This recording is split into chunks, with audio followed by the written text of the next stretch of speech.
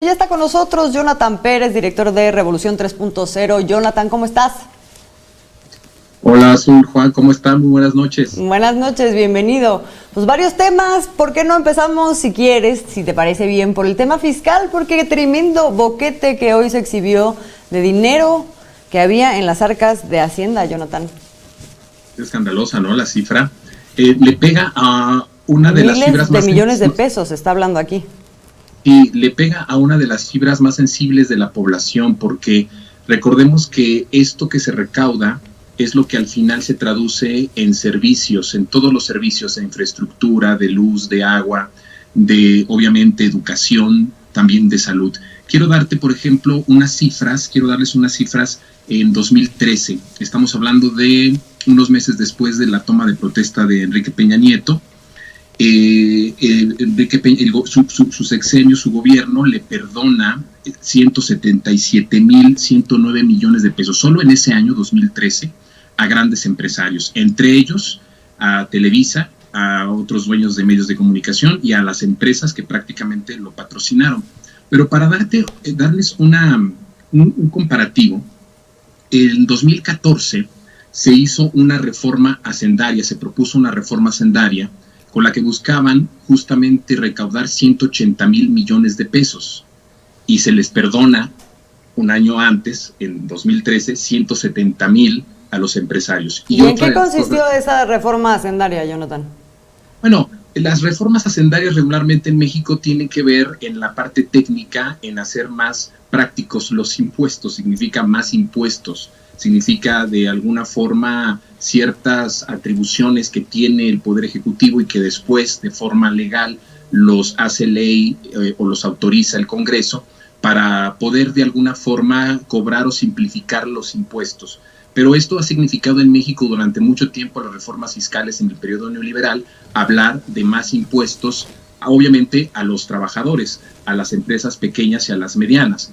Pero por otro lado también Enrique Peña Nieto en 2013 manda una propuesta del presupuesto para 2014 de endeudamiento de 70,000 millones de pesos para cumplir con las obligaciones del gobierno. Es decir, Enrique Peña Nieto prefirió solo en 2013 endeudarnos, meternos en una reforma fiscal agresiva que al final se hubiese solucionado o se hubiese obtenido esos recursos cobrándoles justamente los impuestos a los potentados y a los poderosos. Esto se vio prácticamente como un pago de favores para los que lo patrocinaron y para los que lo impusieron en la presidencia. Es decir, lo que hoy sabemos es que el gobierno de la Cuarta Transformación ha tenido un giro histórico en la forma en la que está cobrando los impuestos, porque en plena pandemia está generando más, es decir, está generando confianza en las empresas, porque esto significa justicia, pero también Estado de Derecho, es decir, que todas las empresas paguen lo que les corresponde de acuerdo a su tamaño. Las personas con menos recursos o las empresas menores menos y las empresas con más recursos pues más dinero, ¿no? Entonces creo que eso es uno de los grandes cambios de esta Cuarta Transformación y esos datos solo de 2013. Nada más rápido, ya sé que quieres entrar nada más. No. Es que sobre eso que acabas de decir, un dato que dieron en la mañana que es muy representativo es el 0.5% de la recaudación equivale al 50% en términos de dinero de lo que se recauda. O sea, el 0.5 de los contribuyentes, digamos, los grandes contribuyentes, es diminuto con la cantidad de dinero que ellos pueden aportar y que evidentemente no se estaba recaudando. Sí, ahí es donde la política moral, la política de fraternidad del presidente tiene mucho sentido cuando decía que los que más ganan, los que más tienen, tenían que aportar más a las arcas públicas.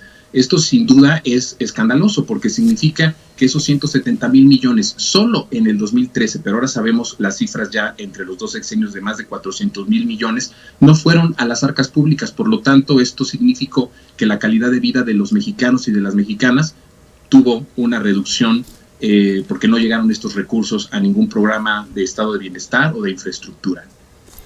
Pero que los pequeños, los medianos contribuyentes se atrasaran unos días en su pago de impuestos y ahí tenías todo el poder del SAT y de la Secretaría de Hacienda. ¿Te acuerdas de las campañas de terrorismo fiscal que habían? Eran pague impuestos, no pague consecuencias, cuando los grandes no pagaban impuestos, caray. O a muchos empresarios, Juan Azul, que no apoyaban o apoyaban de alguna forma la transformación o la democracia, les atoraban, los perseguían. Tenemos ejemplos clarísimos, por ejemplo, al periodista Nino Canún lo persiguieron, al propio Epigmenio Ibarra lo persiguieron bastante tiempo, le congelaron cuentas, y es decir, bueno, había una persecución a los opositores. Entonces, pues es algo terrible que sucedió y que hoy estamos conociendo las cifras, ¿no? Al menos yo sé de un periódico en el 89 que le cambiaron por completo la jugada, se convirtió casi en el diario oficial precisamente por terrorismo fiscal, entre otras bondades, el 1+1. Ya sabemos cuál. ¿De cuál será que estás hablando?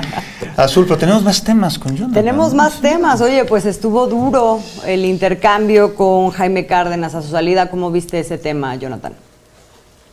Fíjate, yo a Jaime lo estimo muchísimo, me parece que es una persona honesta, es un gran catedrático, un gran profesional, es un gran abogado constitucionalista, es una persona de primer orden, pero creo que el presidente tiene razón en algo. La transformación, la cuarta transformación requiere de mucho estómago, de mucha pasión, pero también de mucho estómago, es decir, necesitas estar al 100%. Imagínate desterrar la corrupción de 3 décadas o más de 3 décadas de todo lo que hablamos como el periodo neoliberal. No es cosa fácil, no es tarea sencilla, y me parece que se necesita mucho carácter, se necesita mucha fuerza y resistencia. Los tiempos de transformación son rápidos. El presidente lo dijo desde el principio, él quiere hacer en 6 años 12, lo que se hiciese en 2 sexenios, lo dijo, quiero hacer 12 años en 6. Y lógicamente que las personas que están al frente de las instituciones o de las secretarías, pues tienen que tener en la mente que el presidente requiere toda la voluntad, toda la fuerza y toda la energía para poder lograr la transformación. Entonces creo que, por un lado, creo que fue honesto por este lado también Cárdenas en decir pues que se rebasaba, que perdió la confianza del presidente, porque efectivamente el presidente está queriendo hacer mucho y bueno, es que México necesita, le urge los cambios. Entonces creo que está queriendo recargarse en quienes son titulares de distintas instituciones que tienen a su cargo distintos procesos, ¿no? O sea, no puede pasar todo por él. Claro, necesita delegar en cosas importantes. Imagínate, este instituto es importantísimo, significa regresarle al pueblo lo confiscado, lo robado por los corruptos, pero también por el crimen organizado, y requiere de muchísima fortaleza esta encomienda. El presidente creo que ha sido una de las grandes retos para él, que se vea que lo que le pertenecía al corrupto o al delincuente vaya al pueblo, vaya a los que lo necesitan. Es una encomienda muy importante, muy intensa, y requería a una persona que tuviese esa intensidad en su trabajo. Claro. Obviamente, bueno, en la parte administrativa, lo que dice Cárdenas, pues sí, hay una burocracia, hay un trabajo interno administrativo, tiempos que se requieren para algunos cambios, pero también es cierto lo que dice el presidente, ¿no? Se requieren hoy funcionarios que estén al 100% comprometidos con las encomiendas, con las metas y con el proyecto de la cuarta transformación. Por ese lado veo que estuvo bien, y creo que quien llegue sabrá a qué se atiene, ¿no? Que tiene que entregar resultados y limpiar la casa. Él lo dijo desde el principio, hay que limpiar la casa de arriba para abajo, no hay de otra, la corrupción está en todos lados. Y hay que jalar parejo. Jonathan, pues muchísimas gracias por habernos acompañado el día de hoy. Nos vemos la próxima semana, ¿no? La próxima semana, Azul, Juan, un abrazo. Como siempre, un abrazo, Jonathan, muchas gracias.